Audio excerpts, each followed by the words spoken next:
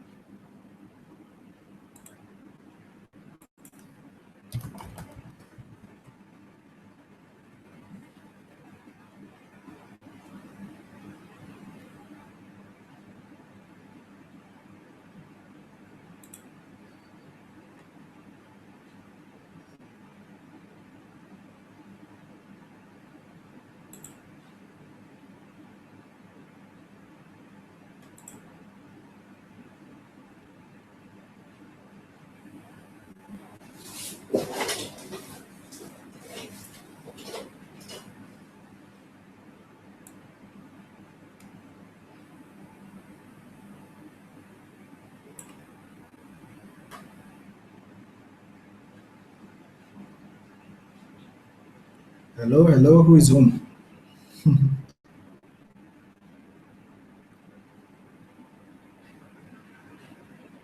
Let's see, let's see. Okay, let's see who has joined me.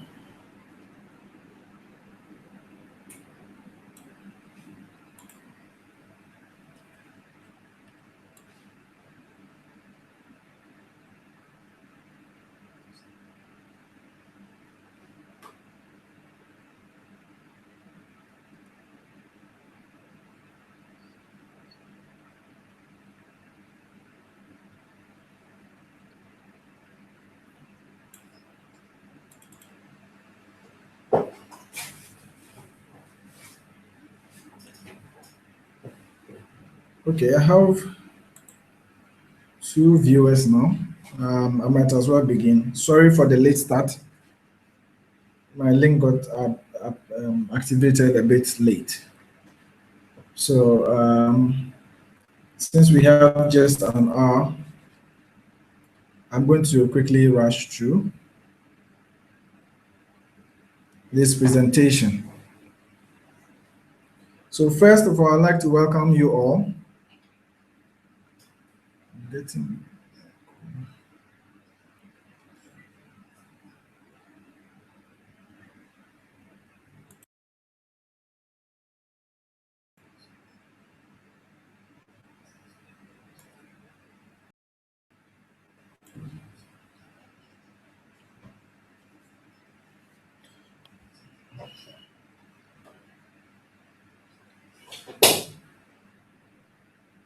You are all welcome to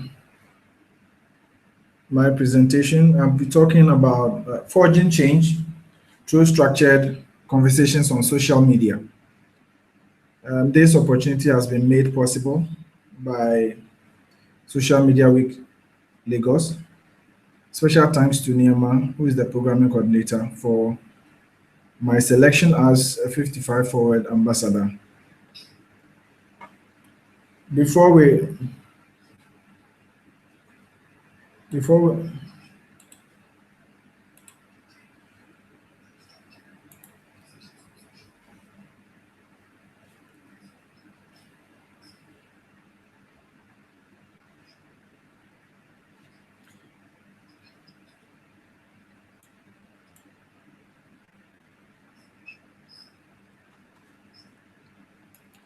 I would also like to thank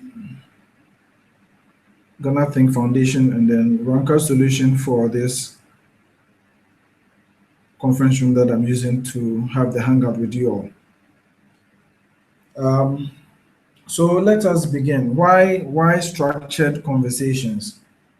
Well, we all know that social media platforms are largely unmoderated, and everyone has equal opportunity to speak, post at any time. So usually you cannot control what people put out there on their social media accounts. Now, remember that at every point in time, there are a myriad of conversations going on social media. So you need to give your audience or your targeted audience something to help them to follow your conversation on social media. This is where your conversation must have some form of structure, which is what we are going to be talking about today. So my focus today will be on two main objectives. These objectives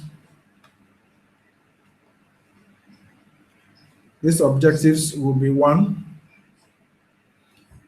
providing you with guidelines to moderate a structured conversation on Twitter. And then the second one will be to give you tips on using social media for community development. There will be two case studies for the second one I'll be talking about. There will be a case study on Ghana Volunteer Program, and then Facebook DGG Group, concerning one of the projects they had the previous year.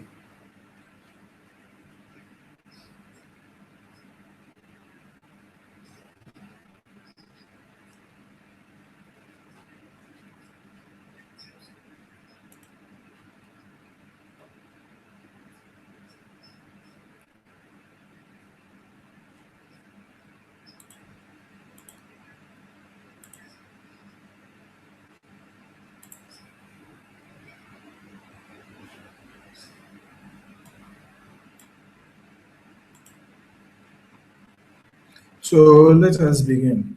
Now, let me share with you what I have on my presentation screen. If you can see. So this is the first part. So I'm going to be talking about the guidelines to moderating a structured conversation on Twitter. Now, there are four things that I'm broken into four main things that I would like to talk about. The first one will be the tools that we'll use in your structured conversations. Then we'll talk about the preparations before the actual conversation begins. Then we'll talk about what you do during the presentation, and then what you do after.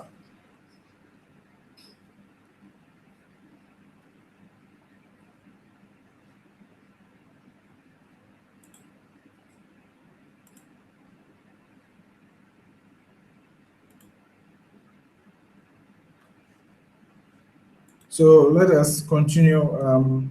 First, I'm going to talk about the popular platforms that usually are used when we are talking in terms of structured conversations. So Facebook, yes, you could have structured conversations on Facebook. Twitter, especially because it gives you instant feedback, and then Instagram as well. Now, because my focus is on Twitter, I'm going to I've listed two tools that usually I use in conducting my structured conversations. TweetDeck is my preferred one. There's also Hootsuite as well. Now let's get down to business. How do you prepare before you have that structured conversation on Twitter? One, it is important to have very clear objectives. This is important because your objectives will determine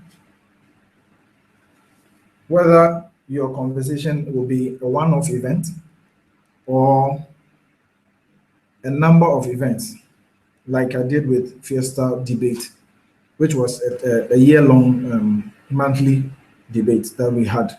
So every month we had one debate on specific topic, and then we engaged people online.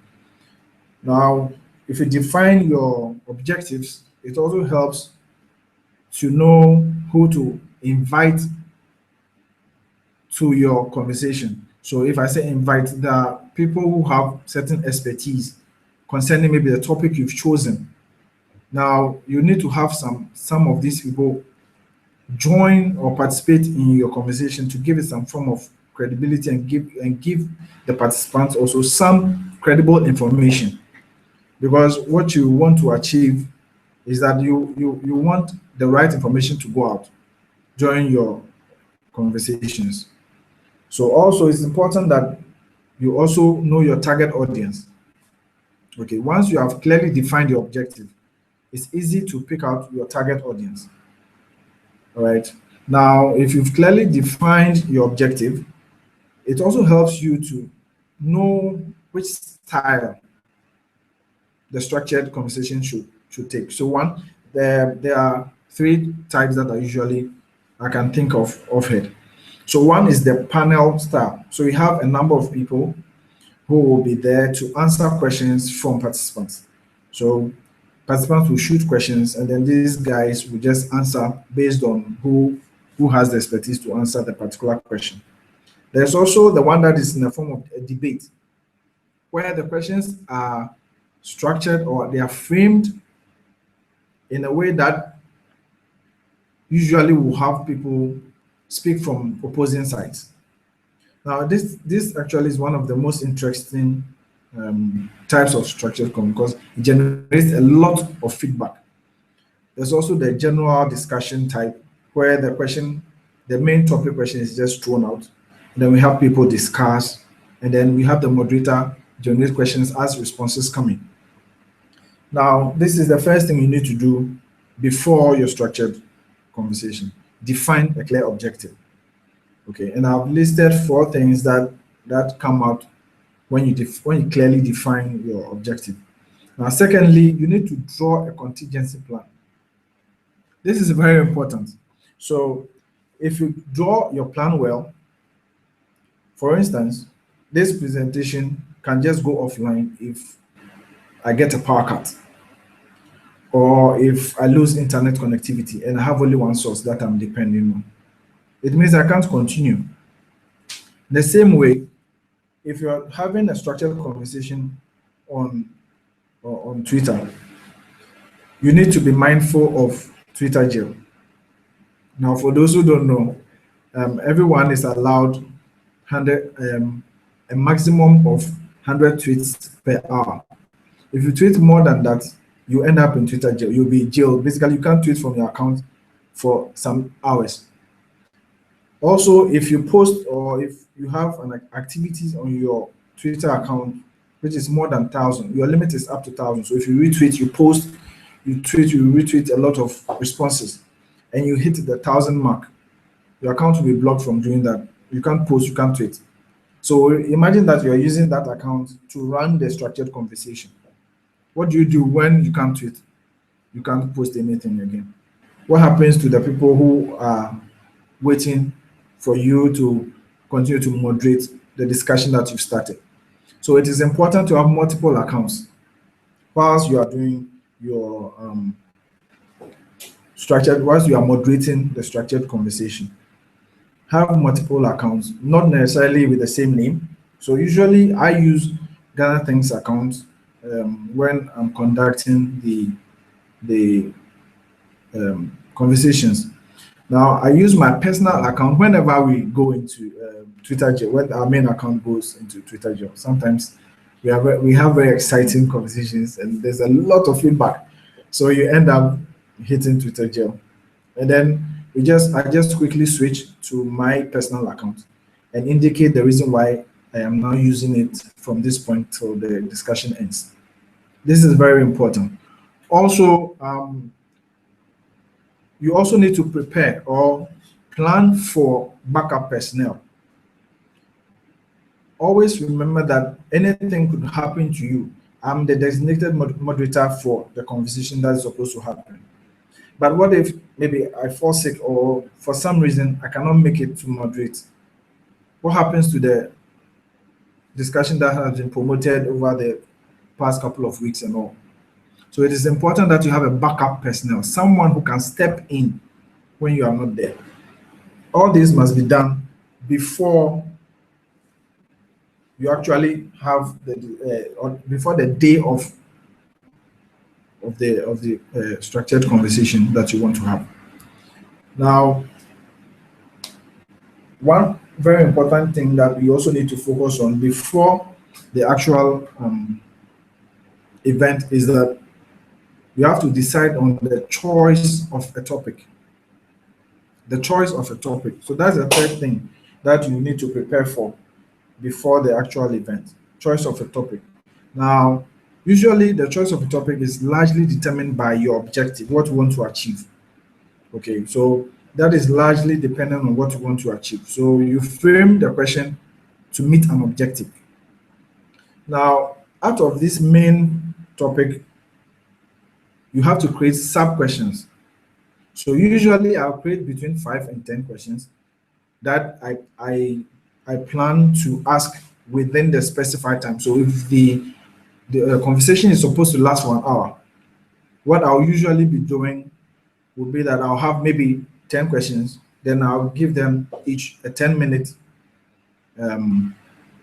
a 10-minute time to ask. So after every 10 minutes, a new question comes up, so that each question could be addressed properly. Now, it's important also that when you create those sub questions, you arrange them in a way that builds up the momentum of the conversation.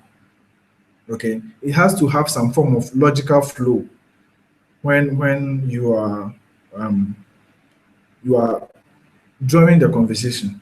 So you don't ask one question that takes you to one extreme end, and the one that takes the next question takes you to another extreme end.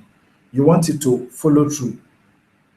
Okay, and ask, and also it's important that you create questions also out of some of the responses that come out. So you may not, you may have your set of questions that you intend to ask during the discussion. But what makes it more interactive is that whilst you are getting responses from your audience or your participants, there are some that necessarily generate sub questions. So you want to reply to some of those responses and ask follow-up questions through that medium. That makes it more interactive. That shows that you are following what is happening, which is very important, because the people need to feel that they are not speaking just, or they are not just responding to an automatic system, but someone is actually there reading and then appreciating their thoughts and responses as well. Now, one thing that I began to do with time was that now these sub questions, usually the questions that you ask will usually take up most of the characters that you have on Twitter, which is 140 characters per tweet, right? So one nice thing that, or one innovative thing that has come up that I think that you should think of using whenever you have the opportunity to moderate a conversation such as this, is that instead of asking the questions in a text form, put all those questions on separate images. So you're, instead of just asking, typing the words and then consuming your 140 character that Twitter has offered you, put it on an image. So you are going to tweet the image. Now, when you use the image, it uses very little of your 140 designated 140 characters. So what that does is that it gives you the chance to add more or to tag more people. Okay, you can tweet at more people when you're asking questions that way. And also now tweet with Twitter too, you can also tag people in the images that you upload. So that makes it very easy to get more people to see the questions that you are pushing out whilst you are moderating. This is one thing that has helped to reach more people faster, because you should also remember that time is also of the essence whenever you are moderating. So this is quite important. Now, the fourth thing that you do before the event, okay, is to promote the event. Okay, promote the event. How do you promote the event? Now, even though the discussion may be on Twitter, okay, you are allowed to promote it with all the available social media platforms that you know: WhatsApp, Facebook, Instagram, Twitter, all of it. Okay, the essence is to direct people to the fact that it's going to happen on Twitter anyway. So it's important that you are able to promote it on all the social media platforms. Now, secondly, you also need to use your network. So I know I have friends on social media. Okay, some are more influential than I am, meaning they have more clout, they have more followers. So when they tweet about my upcoming conversation, a lot more people will become more interested. Okay, it's natural. Now, what you want to do is to get some of these people on board, get them, talk to them personally, get them to tweet for you, get them to retweet, get them to share with their followers. Okay, so that increases the reach of your event, and then you get more people to participate when it actually starts. One of the reasons why I like using TweetDeck is that it allows me to schedule posts as well. So I could schedule a number of posts, maybe 5 posts about the event with um, my personal account, with Ghana Think account, because it allows me to post simultaneously on a number of or multiple accounts at the same time. So I can schedule posts on multiple accounts to go out at a certain time of the day. I can schedule 5 or 6 posts a day, and I won't have to be there for it to go out. Automatically, it will go out for me. So I can just schedule that, and then I just forget about it, and then it will just go out, and then it will create more awareness. Now, one of the most important things that you need to know is that your event must have a relevant hashtag. Okay, hashtags must be short and concise, must be relevant. Okay, don't do a very long hashtag. Remember, Twitter users are limited to 140 character per tweet. If your hashtag takes about 40 of those characters, you've limited the ability to compose very salient responses for you. Then you have to do multiple tweets before they can actually get their message across, which is not very interesting. Okay, so use as much as possible, make it concise. Okay, and your hashtag, remember, if it is catchy, it allows people to easily follow your discussion. It is your hashtag that will let people be able to follow your discussions online. Okay, so it's important that you create hashtags that are friendly, that are easily that can be easily remembered, that are concise, okay, and that are relevant. If I'm talking about, for instance, for this event, the hashtag I've chosen is SMW change. So hash SMW change. Okay, hash SMW change. Now SMW is social media week. I could have easily done social media week change. You can imagine how many characters that is, right? But I just did so SMW change. Now that is relevant, okay, because I'm talking about how to use structured conversations to bring change. Okay, all right. So now let's recap on what you do before the actual event or the actual conversation happens. Okay, so one, you need to define your objectives. Two, you need to have contingency plan. Three, you need to choose your topic carefully. Four, you need to promote your event. Okay, so now let's get down to what you can do during the actual conversation. Okay, so let's talk about what you can do during the actual conversation. So I wanted to avoid having to start late, but I got caught up in it, so I have to apologize again. I'm sorry for the late start. Um, so the first thing that you want to do during your structured convo, if you say you are starting at 12 noon, start at 12 noon. Okay, remember, time is very precious, so you don't want to be seen as wasting other people's time. I'm sure a lot of you have sacrificed to watch me talk about this topic here. Now, if I decide to be 1 hour late, it means I'm not respecting your time, and it will cost you guys a lot. So it's important that you start on time. Now, when you start, welcome all participants. That's the first thing. Start on time, welcome all participants. That's the first thing. The second thing let me just share maybe from my presentation so that you can all follow and then pick up the points from there. Now, so begin on time. Okay, welcome all participants. That's the first thing.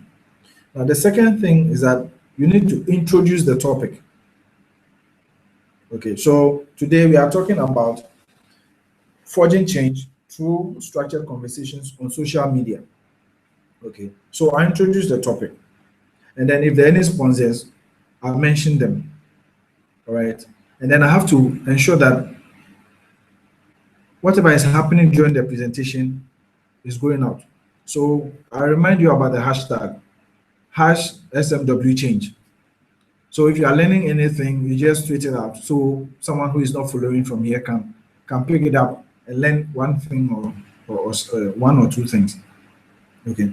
And remember, don't waste too much time. So the third thing you need to do is to just tweet the first question.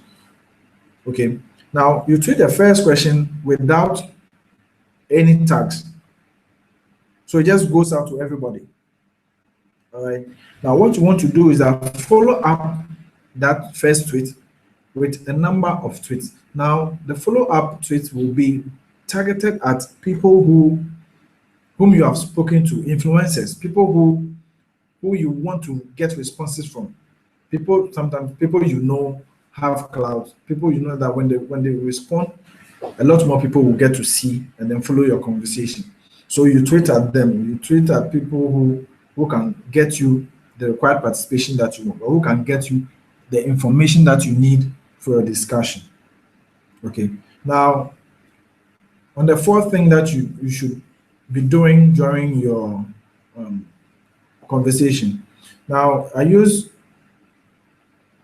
TweetDeck a lot because it allows me to be able to follow conversations whilst in different columns.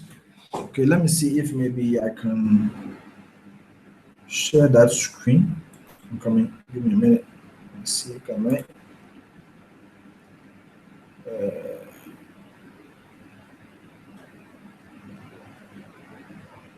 Okay. Okay.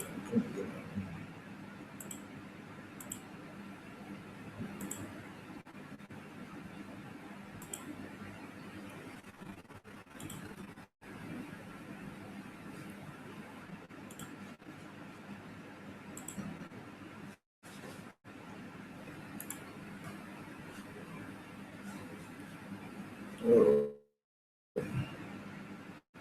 sorry of time. Okay, so this is taking too much time. Let's just get back to.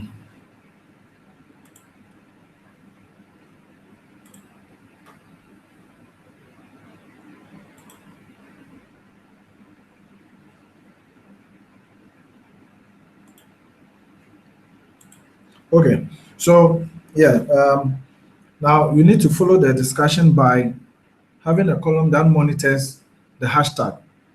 Okay, that way you can follow every response to your questions and contributions from other people. Now, this is important so you don't miss out on responses that from people who are participating in your conversation.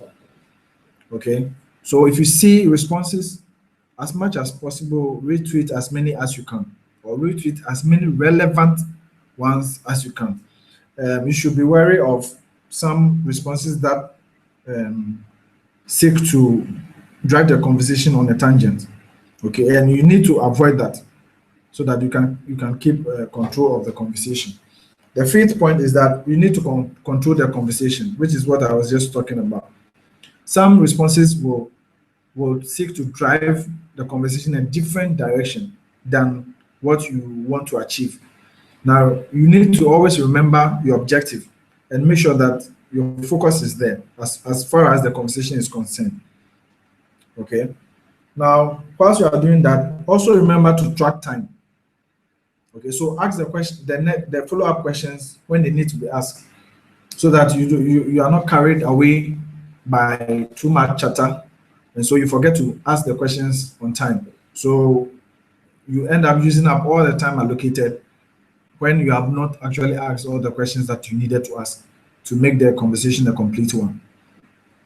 Now, There's something that I also do during such discussions or conversations. When I see really good responses or responses with a lot of info, I like to highlight them, favorite them, for instance. Now, what happens is I can always go back and check all the favorited responses, okay, which is more like a summary for me after the conversation. So it's something that you might want to do when you, especially when you're monitoring the conversation using the hashtag. Okay. Now it's also important. The seventh item is that it's also important to close on time. Okay. So as the conversation is going on, remember to send reminders on the time remaining. It is important. Then at the end of it, remember to thank the participants for their time and then all the info they've shared during the conversation. So after, what do you do? If you don't measure, you will fail because you won't know whether you've been successful at achieving what you intended to achieve or not.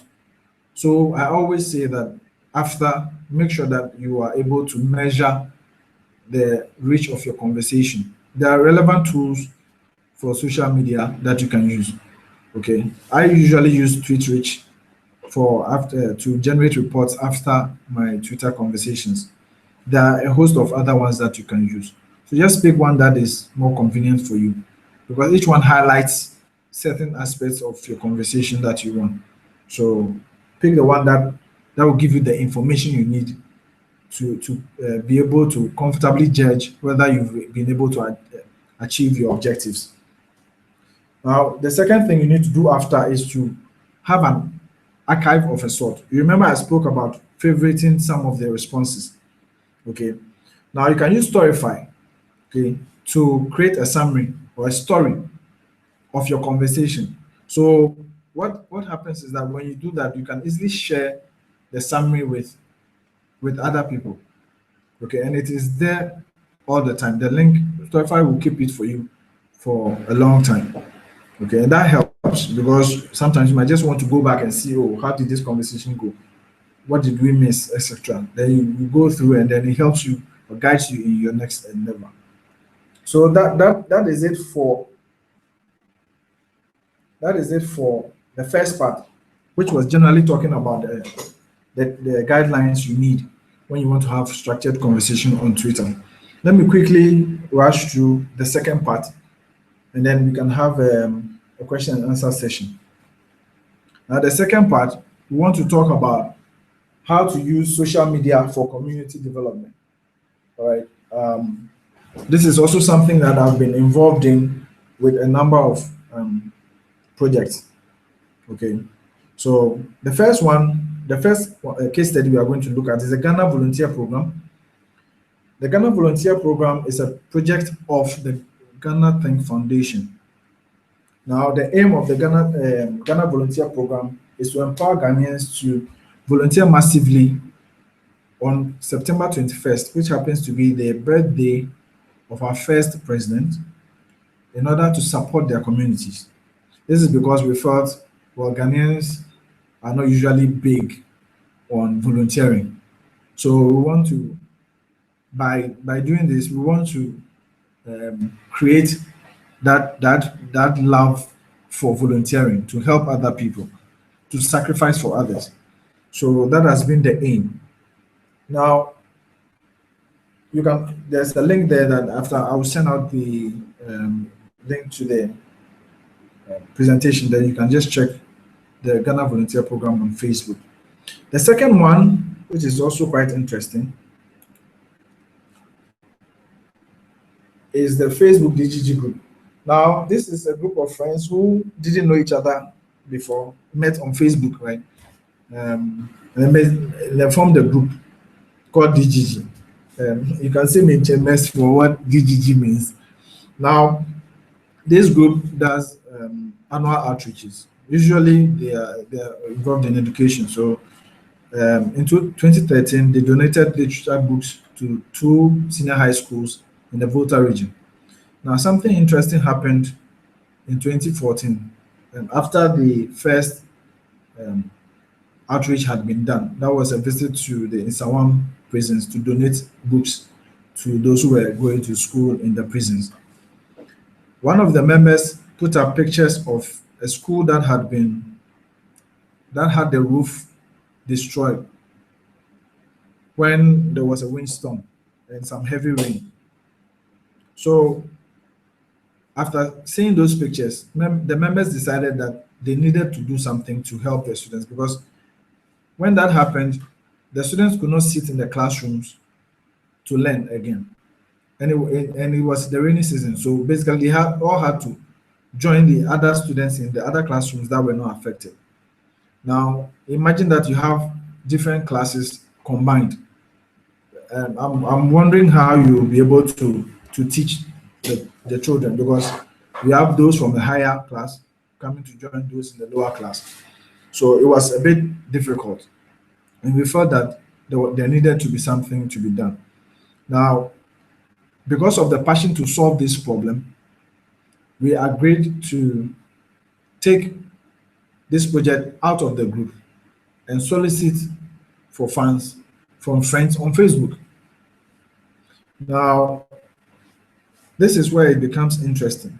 How do you ask people to pay for something that they don't know about? So I'll talk about the strategies that these two case studies used in achieving their goals in the next slides. Okay, so how did each of these projects gain widespread support? So let's talk first about the Ghana Volunteer Program. Now, what happens is everyone who wants to participate in the Ghana Volunteer or National Volunteer Day, which is September 21st, okay, has the option to create their own volunteer activity in their own setting. So it could be that maybe I want to fix the door of the old lady who lives nearby my house, whose door has been broken for ages. And maybe a couple of friends see this online via the publicity that is given by Ghana Think Foundation's online accounts, and they decide to join you to help you to achieve that aim. It may not be a large project, but this is something that effectively is on your heart, that you are passionate about. So you end up having people do things that they are really passionate about. And this is very important because it means that you are meeting people in their comfort zones. So they are more likely to offer to help when they are comfortable with what they want to do. Now, they don't need to pay anything. They don't need to travel. They don't need to do anything. They just have to be comfortable with whatever activity they want to join or whatever activity they want to host. Now, we give them the platform using social media to publicize their activities, thereby giving others the opportunity to join them and help them to achieve their objectives.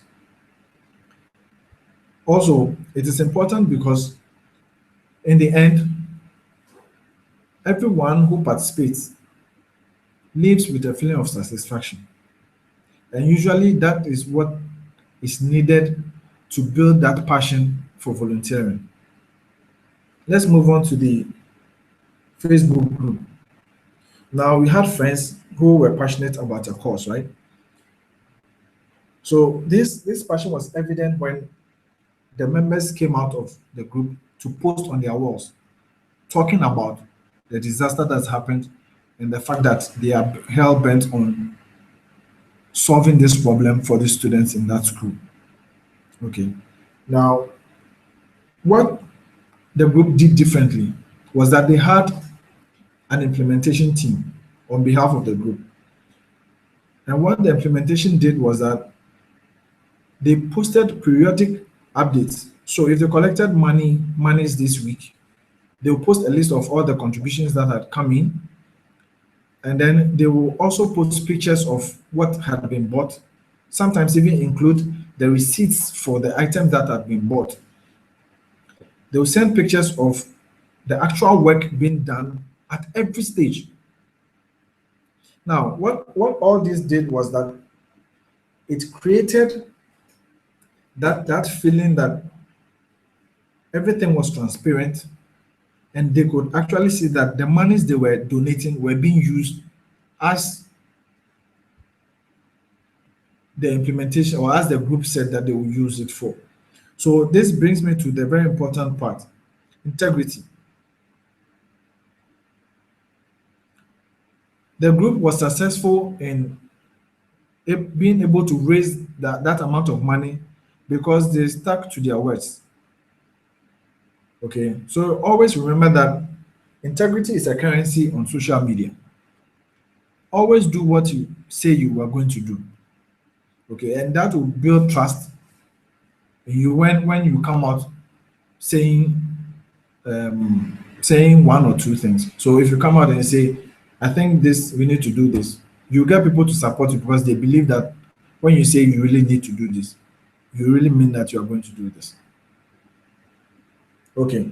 Now, also, they had a dedicated team that was constantly updating those who donated. Okay, and that was a lot of sacrifice. There were blog posts, etc. And there was constant updates. And it wasn't just on Facebook. You posted on all other media that social media that was available to the members, just to send it as wide as possible, so everybody knows what is happening with their donations. Okay, so I think I've spoken enough. Um, it's time to now ask questions. So let me move quickly to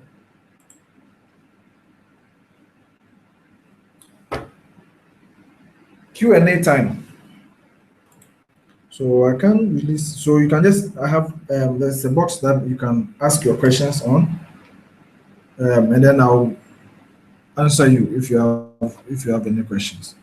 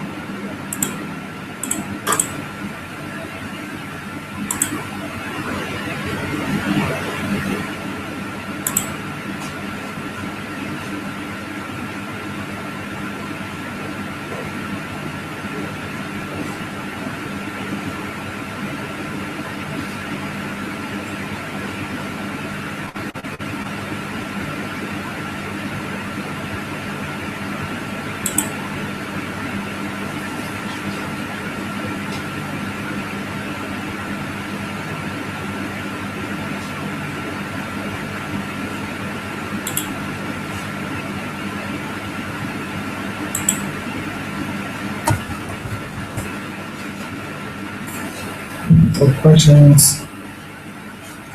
Sure.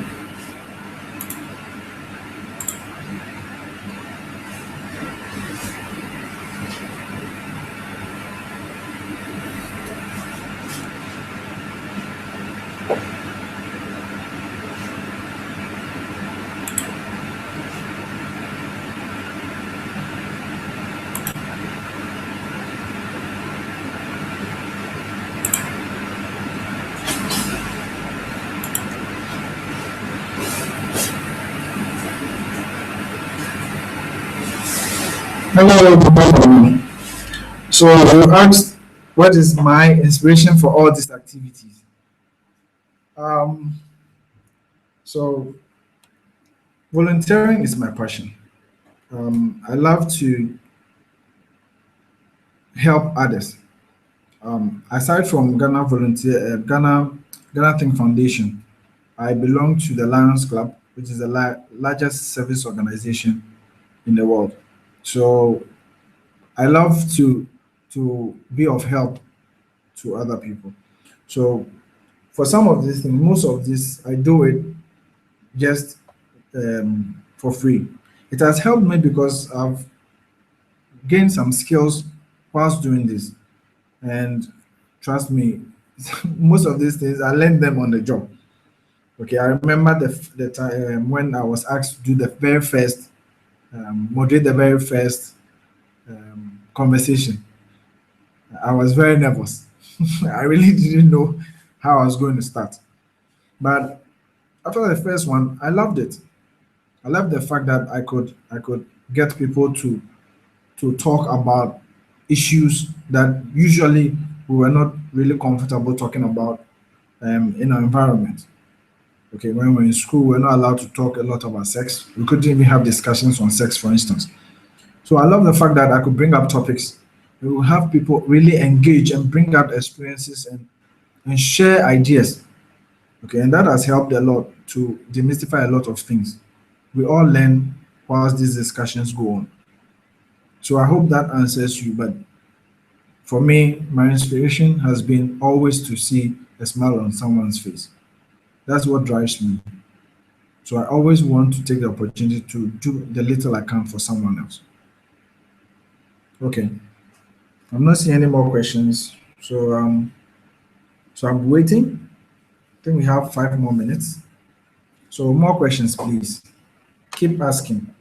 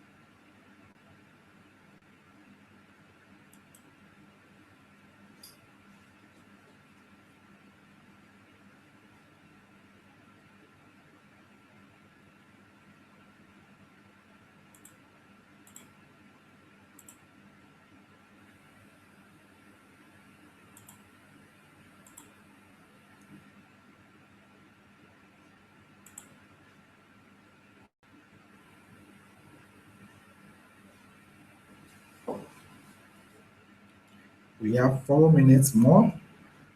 What are the questions?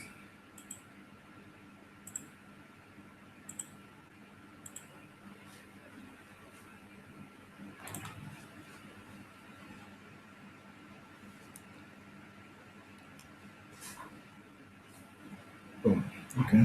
Hello, William. Thank you for your question. So your question is, what are the plans for DDG this year? Okay, so I know for a fact that DDG has decided to take up another project this year, or major project with the help of friends on Facebook this year again. This year they want to eliminate a school which is under tree. So where you have students studying under trees, and then when it starts to rain, they can't they can't really when it starts to rain, they can't continue with school. They will have to close and go home. Okay, so this year, currently the plans, I know the planning team is working hard to come up with modalities, to come up with drawings, to come up with the community that will be served this time. So there's a lot of background work. I think they give a timeline of, I think, March to present their findings, and then how much it will cost, and all that, so that they can use the rest of the year to um, solicit and then execute the project. I hope that that answers you. Thanks for your question, though, Williams.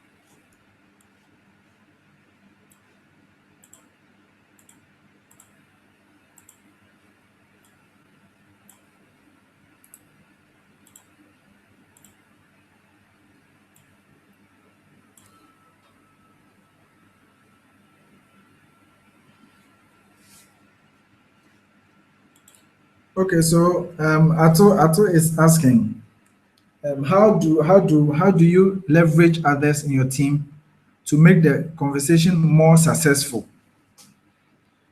Okay, that's what Ato is asking. Hello, Ato. Thanks for your question. So, I cannot work, or I do not work alone. I do not work alone during this conversation. I think I mentioned earlier on. Let me see if I can quickly take you back. I talked about drawing up a contingency plan, and if you notice, I included that for the second point. I included that you needed to have backup personnel, for instance. So you needed to have someone whom you have shared your plans for the conversation with, so that he or she can step in when you are not there.